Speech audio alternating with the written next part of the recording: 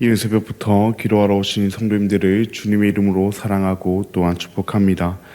하늘에 계신 아버지 하나님, 오늘도 삼위 하나님을 예배하게 하시니 너무나도 감사합니다.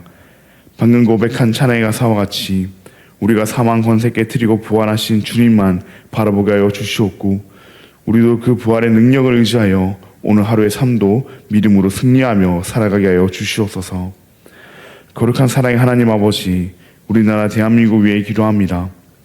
이 나라의 땅 가운데 하나님의 공의와 사랑을 베풀어 주셔서 잘못된 것은 하나님의 공의로 바로 세워지게 하여 주시옵고, 무너진 것은 하나님의 은혜로 회복시켜 주시옵소서.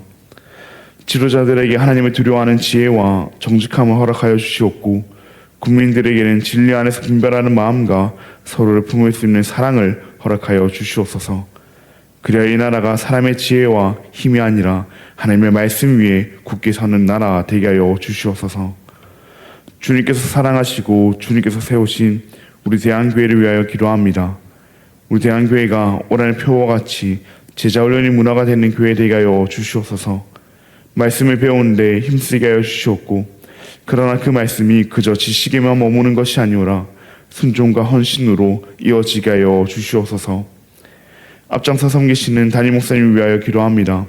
얼마 남지 않은 안식월의 시간을 통해 육신의 피로뿐 아니라 마음과 영혼까지 회복시켜 주시옵고, 주님과 더욱 깊이 교제하는 은혜의 시간 되게 하여 주시옵소서. 그리하여 이후의 사역도 성령 충만함으로 능히 감당하는 주님의 제자 되게 하여 주시옵소서. 교회의 어른이신 원로 목사님을 위해서도 기도합니다. 언제나 한결같이 주님의 몸된 교회를 사랑으로 섬기셨던 원로 목사님의 수고와 헌신을 주님께서 기억하여 주시옵고, 주님께서 날마다 하늘의 위로와 평강으로 함께하여 주시옵소서. 긍휼을 풍성하신 하나님 아버지, 우리의 다음 세대들을 위하여 기도합니다. 우리의 다음 세대들이 여름 사역을 앞두고 있사오니 이 뜨거운 여름날 그 무엇보다 뜨거운 하나님의 사랑을 경험하게 하여 주시옵소서. 주님을 만나 주님의 제자가 되게 하여 주시옵고, 그들의 삶이 변화되게 하여 주시옵소서. 여호라파 치유의 하나님, 육신의 질병과 여러 문제로 힘겨운 시간을 보내고 있는 우리의 지체들을 위하여 기도합니다. 주님께서 친히 그들의 삶을 돌아봐 주시옵고, 질병을 비롯한 모든 문제를 주님의 선하신 뜻 가운데 간섭하시어 회복의 은혜를 베풀어 주시옵소서. 어느 누구도 이 시간으로 인하여 믿음의 길을 떠나지 않게 하여 주시옵고, 주님께서 그 영혼들을 붙잡아 주시사 믿음으로 승리하게 하여 주시옵소서. 천사 찬양대 찬양을 주님께서 명하여 주시옵고, 이곳에 나온 모든 성도들의 기도를 하나님께서 친히 응답하여 주시옵소서. 너무나도 감사합니다. 사랑합니다. 예수님의 이름으로 기도합니다. 아멘. 오늘 우리에게 주신 하나님의 말씀은 고린도전서 15장 20절로부터 34절까지의 말씀입니다. 오늘 우리에게 주신 하나님의 말씀은 고린도전서 15장 20절로부터 34절까지의 말씀입니다. 제가 가진 신약성경 282면에 있습니다. 네, 그럼 다 찾으신 줄 알고 교독하시고 마지막 절은 함께 읽도록 하겠습니다. 이것은 하나님의 말씀입니다. 그러나 이제 그리스도께서 죽은 자 가운데서 다시 살아나사 잠자는 자들의 첫 열매가 되셨도다. 사망이 한 사람으로부터 말미암았으니 죽은 자의 부활도 한 사람으로 말미암는도다. 아담 안에서 모든 사람이 죽은 것 같이 그리스도 안에서 모든 사람이 삶을 얻으리라. 그러나 각각 자기 차례대로 되리니 먼저는 첫 열매인 그리스도요, 다음에는 그가 강림하실 때에 그리스도에게 속한 자요, 그 후에는 마지막이니 그가 모든 통치와 모든 권세와 능력을 멸하시고 나라를 아버지 하나님께 바칠 때라. 그가 모든 원수를 그 발 아래 둘 때까지 반드시 왕노릇 하시리니 맨 나중에 멸망발의 원수는 사망이니라. 만물을 그의 발 아래 두셨다 하셨으니 만물을 아래에 둔다 말씀하실 때 만물을 그의 아래에 두신 이가 그 중에 들지 아니한 것이 분명하도다. 만물을 그에게 복종하게 하실 때에는 아들 자신도 그때에 만물을 자기에게 복종하게 하신 이에게 복종하게 되리니 이는 하나님이 만유의 주로서 만유 안에 계시려 하심이라. 만일 죽은 자들이 도무지 다시 살아나지 못하며 죽은 자들을 위하여 세례를 받는 자들이 무엇을 하겠느냐? 어찌하여 그들을 위하여 세례를 받느냐? 또 어찌하여 우리가 언제나 위험을 무릅쓰리로? 형제들아, 내가 그리스도 예수 우리 주 안에서 가진 바 너희에 대한 나의 자랑을 두고 단언하노니 나는 날마다 죽노라. 내가 사람의 방법으로 에베소에서 맹수와 더불어 싸웠다면 내게 무슨 유익이 있으리요?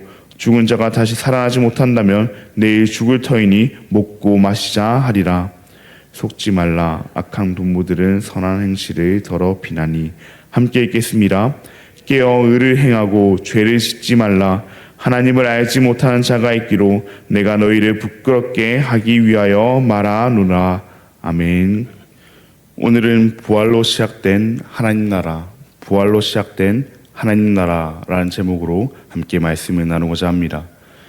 사랑하는 여러분, 오늘도 우리는 계속해서 기독교 신앙의 가장 중요한 주제 중 하나인 부활에 관한 말씀을 함께 살펴보고자 합니다. 많은 사람들은 부활을 그저 죽음 이후의 이야기라고 생각하곤 합니다. 그래서 죽음을 겪은 자들이나 또 죽음의 위기 속에 있는 이들만을 위해 부활을 사용하며 지금의 우리에게는 나중을 위해 알아두면 좋을 부분 정도로만 생각하며 지내곤 합니다.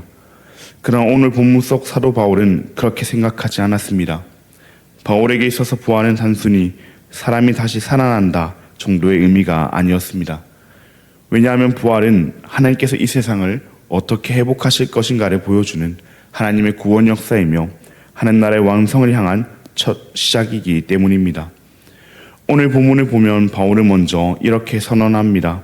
오늘 본문 20절 말씀입니다. 그러나 이제 그리스도께서 죽은 자 가운데서 다시 살아나사 잠자는 자들의 첫 열매가 되셨도다. 오늘 본문 전에 바울은 만일 죽은 자의 부활이 없다면 어떻게 되는지를 길게 설명했습니다. 바울은 말했습니다. 부활이 없다면 우리의 믿음도 헛되고 복음도 헛되며 우리는 여전히 죄 가운데 있고 그리스도 안에서 잠든 자들도 망한 것이 된다 말했습니다. 그런데 오늘 본문에 들어서는 그 분위기가 완전히 바뀝니다. 어떻게 바뀌고 있습니까? 그러나 이제로 바뀌고 있습니다. 이것이 바로 복음의 시작입니다. 사람은 절망은 이야기하지만 하나님은 언제나 그러나를 말씀하십니다. 죄가 세상을 덮었습니다. 그러나 하나님께서 일하셨습니다. 죽음이 왕노릇했습니다. 그러나 하나님께서 예수 그리스도를 살리셨습니다. 그래서 이제 역사는 완전히 새로운 방향으로 흘러가기 시작했습니다.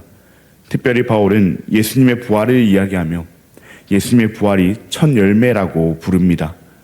당시 이스라엘 백성들은 추수를 시작하면 가장 먼저 익은 곡식을 하나님 앞에 드렸습니다. 이것이 첫 열매입니다. 그런데 이 첫 열매는 단순히 첫 번째 열매만을 의미하는 것이 아닙니다. 첫 열매가 열렸다는 것은 이제 추수가 시작되었다는 것을 의미합니다. 즉, 뒤이어 수많은 열매가 이어질 것이라는 것을 보증한다 하는 의미를 가지고 있는 것입니다. 바울은 바로 이러한 의미로 예수님의 부활을 첫 열매로 설명합니다. 쉽게 말해 예수님의 부활은 그저 예수님 한 사람만 살아난 기적으로서 끝난다는 것이 아니라는 것입니다. 하나님께서 장차 왕성하실 그 새 창조가 첫 열매 되시는 그 그리스도의 부활에서 시작된 것입니다. 그래서 성도의 부활은 가능성이 아닙니다. 이미 시작된 하나님의 추수에 참여하게 될 약속입니다. 이어서 바울은 그 이유를 설명합니다. 오늘 본문 22절 말씀입니다. 아담 안에서 모든 사람이 죽은 것 같이 그리스도 안에서 모든 사람이 삶을 얻으리라. 여기서 바울은 인류 역사를 단 두 사람으로 설명합니다. 첫 번째 사람은 누구입니까? 바로 아담입니다. 하나님께서는 이 아담을 하나님의 형상으로 창조하시고 세상을 다스리게 하셨습니다. 하나님을 대신하여 하나님의 통치를 세상 가운데 드러내는 왕으로 세우신 것입니다. 그러나 아담은 어떻게 됐습니까? 실패했습니다. 하나님 대신에 자신이 왕이 되려 했습니다. 그 결과 죄가 세상에 들어왔고 죄와 함께 죽음이 들어왔습니다. 이때 인간만 죽은 것이 아닙니다. 세상 전체가 무너졌습니다. 하나님께서 맡기셨던 통치는 죄와 죽음 아래 무너져 버렸습니다. 그러나 하나님은 이를 포기하지 않으셨습니다. 하나님께서는 마지막 아담이신 예수 그리스도를 이 땅 가운데 보내셨습니다. 그 예수님께서는 십자가에서 죄를 담당하시고 또한 부활하심으로 죽음을 깨뜨리셨습니다. 그리고 하나님께서는 마지막 아담이신 예수 그리스도를 통해 인간이 잃어버렸던 왕적 사명을 회복하셨습니다. 이제 그리스도 안에 있는 성도들은 그분의 통치에 참여하는 하나님 나라 백성으로 살아갑니다. 그래서 바울은 부활을 이야기하다가 갑자기 나라와 통치와 권세를 이야기합니다. 오늘 본문 24절 말씀입니다. 그 후에는 마지막이니 그가 모든 통치와 모든 권세와 능력을 멸하시고 나라를 아버지 하나님께 바칠 때라. 처음 읽으면 갑자기 등장한 이 본문이 조금 이상하게 느껴지기도 합니다. 부활을 이야기하다가 왜 갑자기 나라와 권세가 등장하는가 싶습니다. 그러나 이 또한 당연히 다 의미가 있습니다. 부활은 그저 개인의 문제가 아니라 하나님 나라의 문제이기 때문입니다. 우리는 흔히 구원을 내가 천국 가는 것 정도로만 생각합니다. 물론 그것도 맞습니다. 그러나 성경은 훨씬 더 큰 그림을 보여줍니다. 하나님께서는 한 사람만 구원하시는 것이 아니라 죄로 인해 무너진 온 세상을 회복하십니다. 사탄의 권세를 무너뜨리시고 죄의 권세를 무너뜨리시고 세상의 모든 거짓된 권세를 무너뜨리시고 마침내 하나님 나라를 완성하십니다. 그래서 바울은 계속해서 말합니다. 그가 모든 원수를 그 발 아래 둘 때까지 반드시 왕노릇 하시리니 예수님은 지금도 왕으로 다스리고 계십니다. 그러나 아직 모든 것이 완성된 것은 아닙니다. 아직 죄가 있습니다. 아직 눈물이 있습니다. 아직 질병이 있고 전쟁이 있고 죽음이 있습니다. 그러나 한 가지 확실한 것은 왕께서 다스리고 계십니다. 그리고 그 왕 앞에 마침내 마지막 원수까지 무너지게 될 것입니다. 오늘 본문 26절 말씀입니다. 맨 나중에 멸망받을 원수는 사망이니라. 이 얼마나 놀라운 말씀입니까? 성경은 죽음을 자연스러운 형상으로 말하지 않습니다. 죽음은 하나님께서 창조 때 만드신 본래의 질서가 아닙니다. 죄로 인해 세상에 들어온 마지막 원수입니다. 그래서 예수님께서는 죽음을 받아들이지 않으셨습니다. 십자가에서 죽음과 싸우셨고 부활하심으로 죽음을 결정적으로 무너뜨리셨습니다. 물론 우리가 살고 있는 이 땅에는 아직 죽음이 남아있습니다. 그러나 죽음은 이미 패배한 원수입니다. 마지막 날에는 죽음조차 사라질 것입니다. 그렇다면 그 마지막에는 무엇이 남습니까? 오늘 본문 28절 말씀의 하반절 말씀입니다. 이는 하나님이 만유의 주로서 만유 안에 계시어 하심이라. 이것이 하나님의 최종 목적입니다. 성경의 마지막은 사람이 행복하게 사는 이야기가 아닙니다. 죽어서 천국 가는 이야기도 아닙니다. 하나님의 영광이 온 세상을 가득 채우는 이야기입니다. 창세기에서 죄로 인해 무너졌던 그 하나님의 통치가 예수 그리스도의 십자가와 또한 부활을 통하여 마침내 완전히 회복되는 것입니다. 하나님께서 만유 가운데 만유가 되시는 것입니다. 이것이 왕성대 하나님 나라, 마지막에 남는 하나님 나라입니다. 그러므로 성도의 소망은 단순히 죽음을 피하는 것이 아닙니다. 하나님께서 이루실 그 새 창조에 참여하는 것입니다.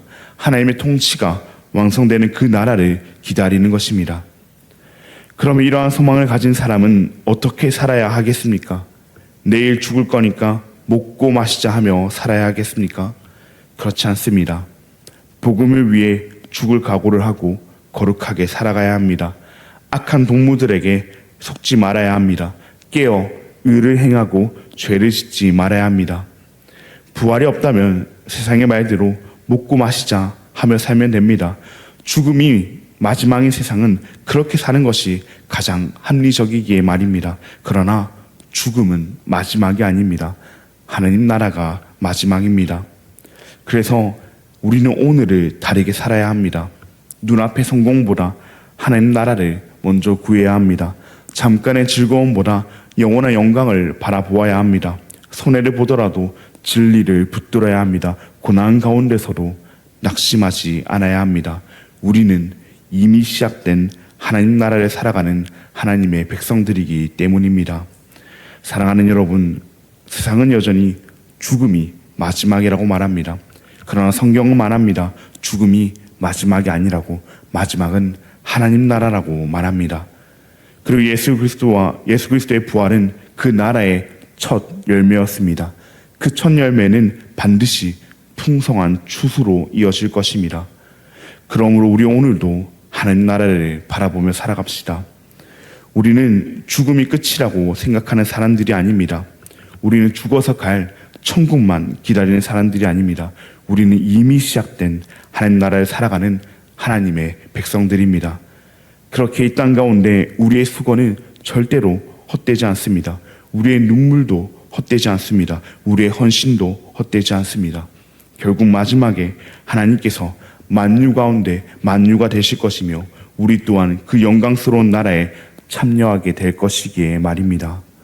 그 소망으로 이미 시작된 하나님 나라를 하나님 나라 백성답게 살아가는 저와 우리 모든 대한가족 여러분들 되시기를 주님의 이름으로 간절히 소망합니다. 그럼 들은 말씀을 기억하시며 함께 기도하시겠습니다. 하늘에 계신 아버지 하나님 감사합니다. 오늘 말씀과 같이 예수님의 부활을 믿는 우리에게는 죽음이 마지막이 아니라 하나님 나라가 마지막입니다. 우리로서는 누릴 수 없던 마지막을 그리스도의 부활로 누리게 하셨으니 그 소망을 붙들고 오늘도 하나님 나라 백성답게 살아가는 우리가 되게 하여 주시옵소서. 이 땅 가운데에는 여전히 죄와 죽음이 도사리고 있지만 마지막 날 만유 가운데 만유가 되실 하나님을 바라보며 그 죽음조차 멸망시키실 하나님을 바라보며 끝까지 믿음 잊지 않고 이 땅을 하나님 나라 백성답게 살아가게 하여 주시옵소서. 너무나도 감사합니다. 사랑합니다. 예수님의 이름으로 기도합니다. 아멘. 하늘에 계신 우리 아버지여, 이름이 거룩히 여김을 받으시오며 나라가 임하시오며 뜻이 하늘에서 이루어진 것 같이 땅에서도 이루어지이다. 오늘 우리에게 일용할 양식을 주시옵고 우리가 우리에게 죄 지은 자를 사하여 준 것 같이 우리 죄를 사하여 주시옵고 우리를 시험에 들게 하지 마시옵고 다만 악에서 구하시옵소서. 나라와 권세와 영광이 아버지께 영원히 싸움나이다. 아멘. 우리 계속해서 우리 교회 안에 있는 연약한 자들, 특별히 오늘도 최영하 권사님과 민근수 집사님을 위해서 함께 기도하시겠습니다. 그리고 오늘은 특별히 새로운 시민교회를 섬기시는 박성광 목사님을 위해서 함께 기도하시겠습니다. 먼저 함께 교회를 섬길 동역자들을 보내주시기를 기도해 주시고 출산과 양육을 통해 다음 세대를 잘 세워갈 수 있게 되기를 기도해 주시고 재정적으로 어려움이 없이 교회 운영이 안정화될 수 있도록 기도해 주시길 바랍니다. 그렇게 새로운 시민교회와 또 섬기시는 박성광 목사님을 위해서 기도하실 때 함께 교회를 섬길 동역자들을 위해서 다음 세대들을 위해서 재정의 안정화를 위해서 함께 기도하시겠습니다. 그럼 오늘 하루도 주님 안에서 승리하시길 바랍니다.